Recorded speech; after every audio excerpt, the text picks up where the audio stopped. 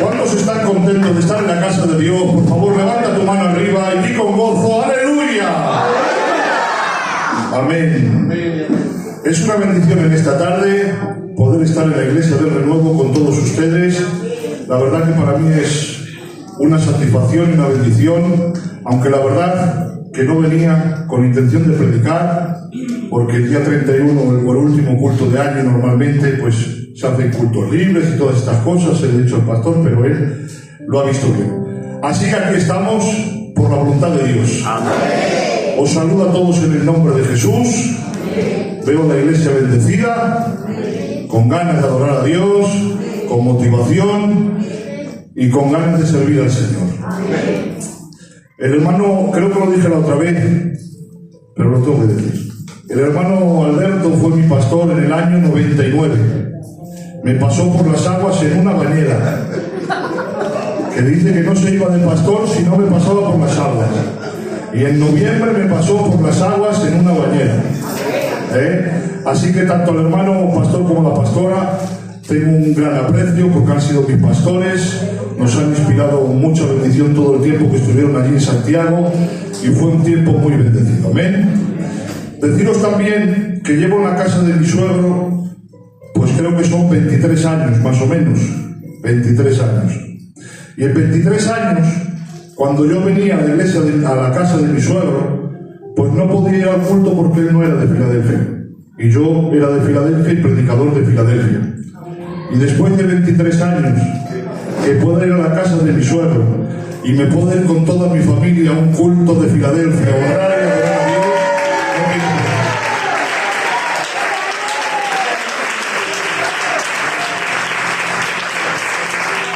Así que es una bendición para mí en esta tarde poder estar aquí con mi familia, con ustedes, con el pastor y con todos ustedes. Amén. Miren, hay un texto antes de entrar en un mensajito que tengo corto, que yo soy corto, con 15 minutos arreglo. Hay un texto que dice un salmista, en el Salmo 119 dice, a medianoche te alabaré. A medianoche te alabaré. Hay personas en el transcurso de la Biblia que en ese tiempo puntual, a medianoche, han conseguido muchas cosas. Este hombre, el salmista, a medianoche se levantó para adorar a Dios, conquistó la alabanza a medianoche. Dice, hermanos míos, que Sansón, dice el texto así, a medianoche conquistó las puertas de Gaza. Se fue allá, cogió las puertas de Gaza a sus hombros, pero dice en qué momento. A medianoche.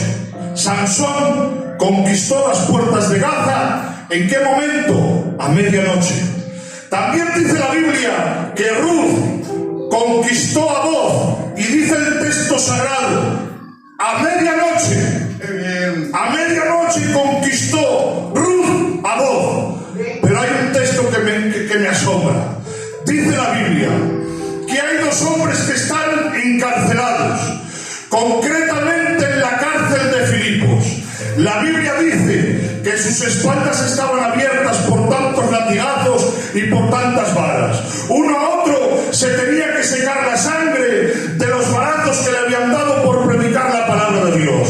Pero dice el texto sagrado, Pablo y Silas, dice el texto, y a medianoche empezaron a cantar a Dios y a alabar su nombre.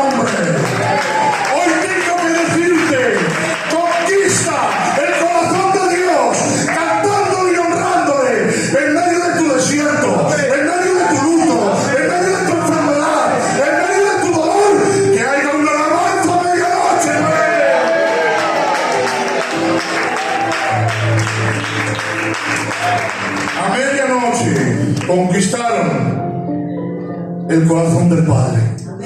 Entramos en una palabrita, quien tenga Biblia me acompaña.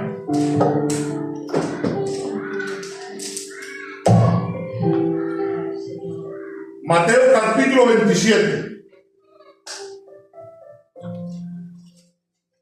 Mateo capítulo 27, versículo 3 en adelante. Me ha dicho mi cuñado, predica uno por ti. Así que si luego nos gusta, el problema es del curro, no es mío. Dice así el texto. El título que le he puesto a este mensaje es Arrepentido sin arrepentimiento. Arrepentido sin arrepentimiento. Dice así el texto sagrado. Mateo capítulo 27, versículo 3. Entonces Judas, el que le había entregado, viendo que era condenado, devolvió arrepentido las 30 piezas de plata a los principales sacerdotes y a los ancianos, diciendo: yo he pecado entregando sangre inocente. Mas ellos dijeron: ¿qué nos importa a nosotros? Allá tú. Y arrojando las piezas de plata en el templo, salió, se fue y se ahorcó. Y los principales sacerdotes, tomando las piezas de plata, dijeron: no es lícito echarlas en el tesoro de las ofrendas, porque es precio de sangre. Y después de consultar, compraron con ellas el campo del alfarero para sepultura de los extranjeros, por lo cual aquel campo se llama hasta el día de hoy campo de sangre. Que Dios bendiga su palabra. Acompañadme con un piano bravo, ¿vale? Un poquito más. Miren, este marco histórico o este texto está hablando de Judas. Todos conocemos la famosa historia de Judas. Aún en el mundo secular también conocen la famosa historia de Judas. De tal manera que cuando alguien te traiciona en la vida secular, se le dice: eres peor que Judas. Esta historia se conoce no solo en nuestras iglesias, sino también en el ámbito del mundo y en el ámbito de la gente que no viene a los cultos. Miren, como todos sabemos, Judas era un apóstol del Señor. El Señor lo llamó para ser su apóstol. Donde estaba Cristo estaba Judas.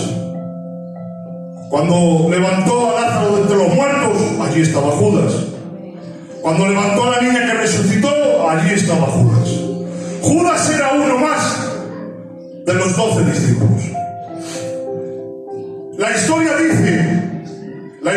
dice que Judas, en los últimos momentos de su vida, llegó a consejo con los sacerdotes y con los fariseos, con los sacerdotes y ancianos, perdón. Y el pacto que hizo con ellos era este: que los ancianos y sacerdotes querían prender a Jesús para meterlo en el canal de la muerte. Y el pacto fue este: cuando yo esté con él, al que le dé el beso, ese es. Y así hizo Judas. Dice la Biblia que vinieron a prenderle, y cuando vinieron a prenderle, Judas hizo el símbolo, la seña que había quedado con los ancianos y con los sacerdotes. Le dio un beso y de esa manera entregó a Cristo. Y ahí es donde empieza el pasaje este. Le dieron 30 monedas de plata por hacer eso. Cuando Judas ha visto que acaba de entregar al Mesías, dice el texto sagrado, dice: y arrepintiéndose, vino al templo con las 30 monedas de plata y les dijo a los sacerdotes y a los ancianos: ¿qué hacemos con esto? Y le dice a los sacerdotes y ancianos: allá tú lo has hecho. Y dice el texto sagrado que hemos leído: y tiró las monedas de plata en el templo. Y dice el texto: y los sacerdotes y ancianos no vieron conveniente meter esas monedas que estaban manchadas de sangre en las ofrendas del templo, y compraron un terreno fuera para dar sepultura a los que no tenían sepulcro. Miren, lo primero que me ha llamado la atención, y en esta manera entramos en el mensaje, lo primero que me ha llamado la atención es ahora sí. Es el comportamiento de los principales sacerdotes. Principales sacerdotes y ancianos. Porque según estoy viendo en el texto, en todo el contexto que hemos leído atrás y todo el pasaje que hemos estado leyendo, se comportan los sacerdotes principales y los ancianos. Tienen dos comportamientos muy diferentes. Tienen un comportamiento en público, pero en privado tienen otro comportamiento totalmente diferente al que tienen en el público. Y lo vamos a ver por medio de la Escritura. Miren, El primer texto es Mateo 26, 47. Dice: mientras todavía hablaba, vino Judas, uno de los 12, y con él mucha gente con espadas y palos. Pero dice, ¿de parte de quién? De parte de los principales sacerdotes y de los ancianos. Vamos, a los principales sacerdotes y los ancianos. No se ven en el público que están o que quieren prender a Jesús y llevarlo al canal de la muerte, pero por los textos bíblicos vemos bien claro que son los principales sacerdotes y los ancianos detrás del telón, en el secreto, quien está intentando conducir a Jesús al canal de la muerte.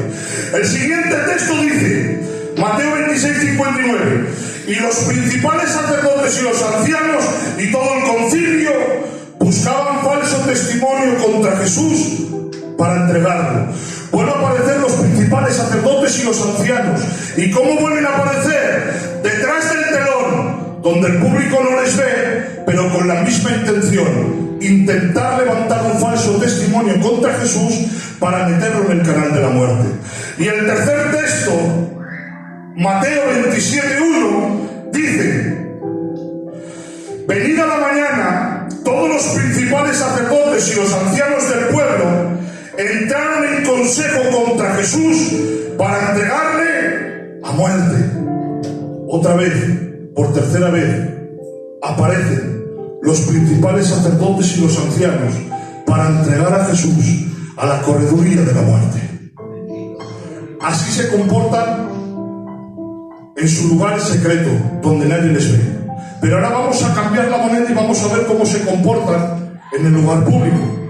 Y dice el texto, Mateo 27:6, y los principales sacerdotes tomaron las piezas de plata, dijeron: no es lícito echarlas en el tesoro de las ofrendas, porque es precio de sangre. Vamos a ver. Hay algo que no me cuadra. En el secreto estás intentando, los principales sacerdotes y ancianos, meter a Jesús en el canal de la muerte. Y ahora viene Judas, tira las monedas allí en el templo, que eran, por cierto, 30 monedas de plata, que eran 4 meses de trabajo, que no eran 4 euros, que eran 4 meses de trabajo. Y dicen los principales sacerdotes y ancianos: esas monedas no podemos echarlas en la ofrenda del templo, porque esas monedas están manchadas de sangre. Pero vamos a ver, ¿cómo es posible? Dejen los niños, presten atención. ¿Cómo es posible que en el privado se comporten de tal manera que quieren prender a Jesús para matarlo, y en el público son tan honestos, son con tanta santidad y viven tan estrechamente que las 4 monedas no las pueden echar en la ofrenda porque dicen que están manchadas con sangre? Es decir, los principales sacerdotes y ancianos en el secreto eran unos asesinos y en el público eran unos sacerdotes que imitaban a la santidad. Y hoy hay muchas personas, y con respeto y permiso del pastor, hay muchas personas en nuestras iglesias que viven de esta manera, que en el público son de una manera, pero en el secreto son de una manera muy diferente. En el público son como Judas, que Judas en el público era un apóstol, pero en el secreto no dejaba de ser un ladrón. A veces tenemos personas en nuestras iglesias, como Naracia Biú, que en el público eran sacerdotes de alta escala, pero en el privado eran unos hombres con problemas con el alcohol. A veces en nuestras iglesias tenemos personas como Naamán, que Naamán en el público era un general del ejército, pero en privado en su casa era un leproso. Y hoy tengo una palabra de parte de Dios para ti que me escuchas. Hoy Dios no solo te exige el público, también te exige el secreto. Porque ¿de qué vale que a ti seas el monstruo de los monstruos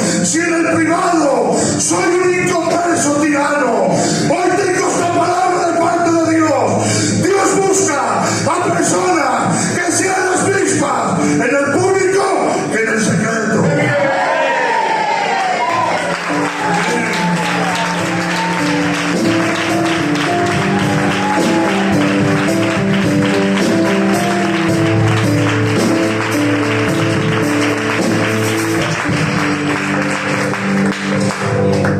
Miren, hermanos míos, con mucho respeto, pastor, y pidiéndole permiso al pastor, que es la máxima autoridad.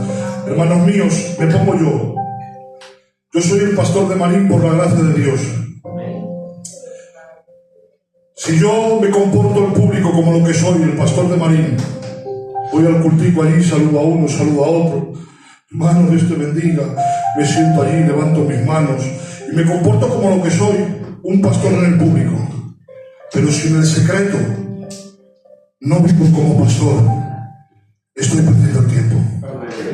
Mejor me voy al mundo, mejor me voy por ahí y cuando quiera vuelvo. Porque, hermanos míos, hoy el Evangelio es tan exigente que no solo te exige el público, también te exige el privado. Hoy no queremos gente con envoltorio, gente que solo tenga la fachada, gente que solo tenga la vista, es lo que hay, la vista es lo que hay, no tiene más. Pero luego detrás, cuando no le ve el pastor, cuando no le ven los obreros, cuando no le ve el coro, se comportan como que no fueran de la iglesia. Yo tengo que decir, Iglesia del Renuevo, este año 2025, yo el primero, Iglesia del Renuevo, este año 2025 me he propuesto ser mejor en secreto que en público. Esta es la esencia del Evangelio. La esencia del Evangelio no es otra que ser el mismo en público que en secreto, porque si no perdemos el tiempo. Y para perder el tiempo, hermanos, discúlpenme, me quedo en mi casa con mis niñas viendo la tele. Hoy es el tiempo y Dios exige y Dios demanda santidad privado y santidad público.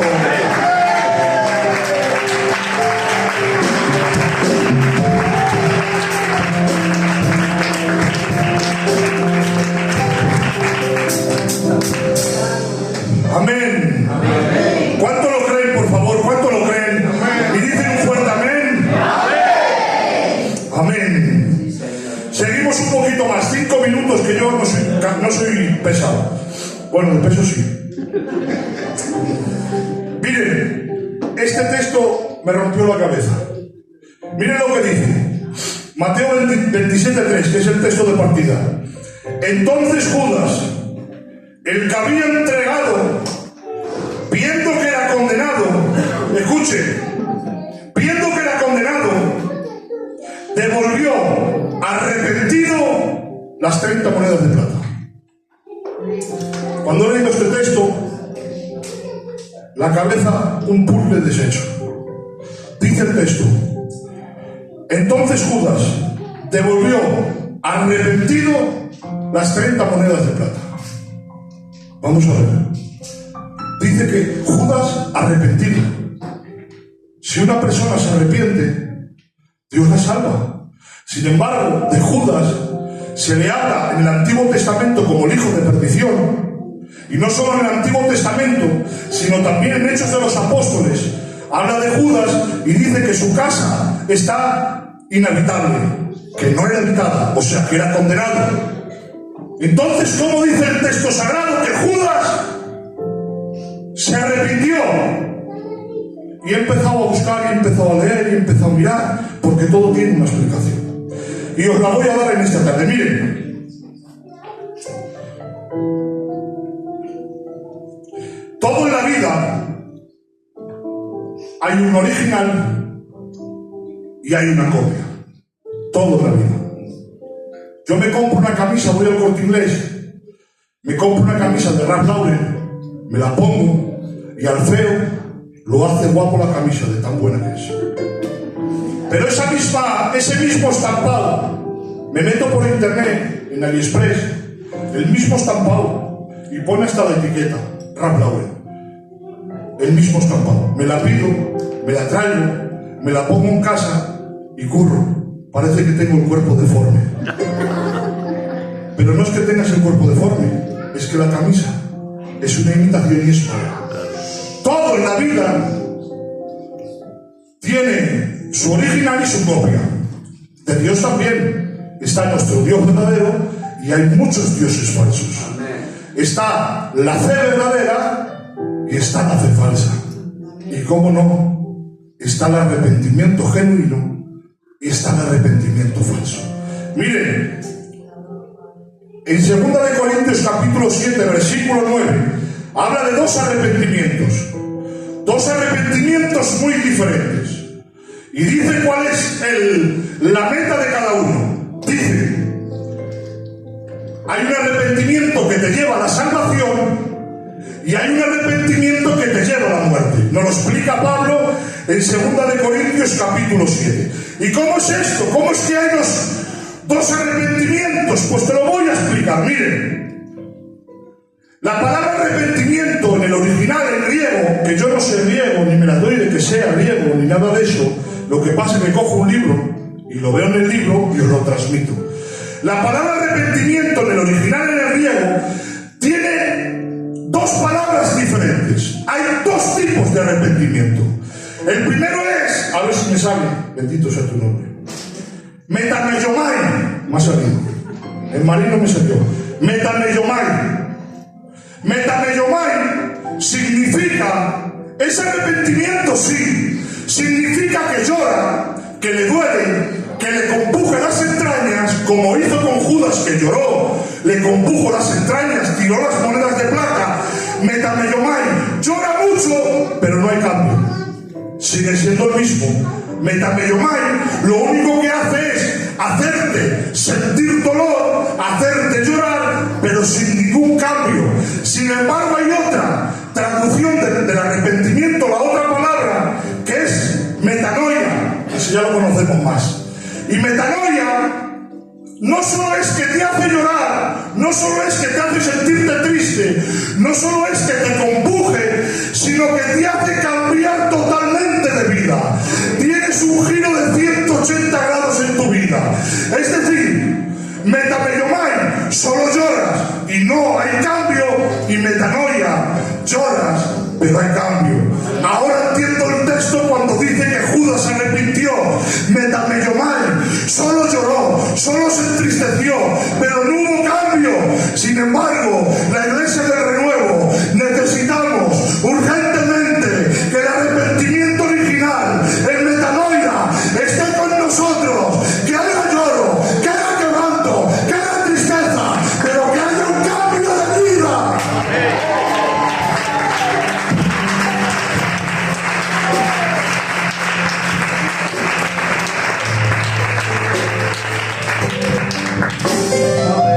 Ahora sí entiendo el texto. Ahora entiendo el texto de Judas. Tuvo un arrepentimiento falso. Solo lloró, solo se entristeció, solo le dolió, pero no hubo cambio en él. Y hermanos míos, ponía aquí una pregunta. ¿Cuándo un creyente debe usar el arrepentimiento metanoia, el original? ¿Cuándo? Porque a veces, hermano pastor, a veces nos creemos que el arrepentimiento solo lo necesita alguien que ha matado a otro. Se tiene que arrepentir que ha matado a otro. O que ha hecho un pecado escandaloso, que todos sabemos. Se tiene que arrepentir porque ha hecho un pecado escandaloso, deshonroso. Sí, se tiene que arrepentir. Pero me pongo yo, que cuando predica en Israel, me se levanta para aquí las envidias, también me tengo que arrepentir. Yo que voy al mercado y la señora me pide la talla L, y como no tengo la talla L, le doy la M diciendo que es la L, yo también me tengo que arrepentir.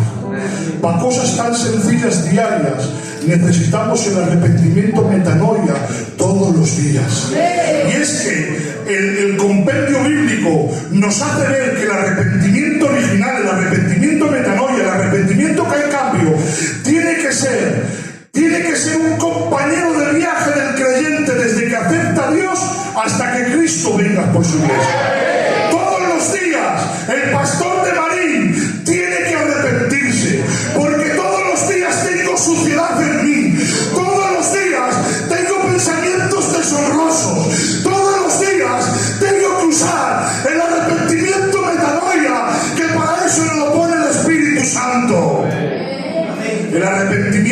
metanoia es el bisturí que Dios utiliza para sacar el pecado de tu vida.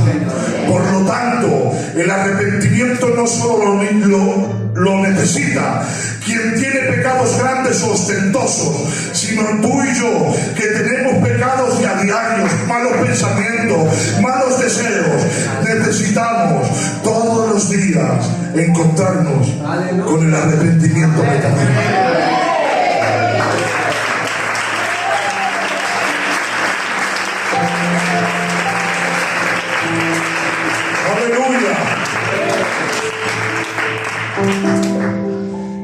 Hermano mío, termino con esto. Aleluya, santo. El arrepentimiento original, el arrepentimiento metanoia, no lo deseches de tu vida. Lo necesitamos todos los días. Como he dicho, que sea el arrepentimiento que sea tu compañero de viaje en esta vida cristiana. Porque todos los días, el caminante cuando sale a andar, siempre sus pies se los mancha de polvo, siempre, sí o sí.